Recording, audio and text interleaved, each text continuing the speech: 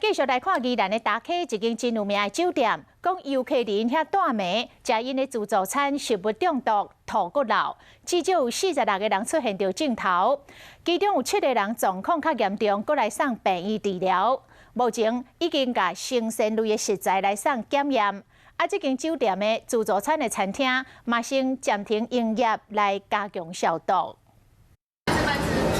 炖牛肉，还有咖喱鸡肉、海鲜的料理，山珍海味看起来真好食。前几天有人到大溪一间有名的酒店住暝用自助餐，结果食物中毒。我个人就不舒服，然后拉肚子，然后接着是我老婆，然后到中午变我儿子也是吐也拉肚子，记得是打点滴到现在还住在那个台东医院。 这弟弟到即马搁伫病院，除了讲一家伙6个人，还搁包括一间公司的员工旅游，拢总60几个人，有一半的人发烧、吐，还搁歹巴肚。用验的食材原料包含有虾子跟透抽，那成品的部分有活力虾，然后透抽跟鲑鱼生鱼片。业者甲食材送去宜兰县的卫生局化验，但是要1、2礼拜才有结果。目前至少有46个人出现相关的症状，有7个人较严重。 我们要求那家餐厅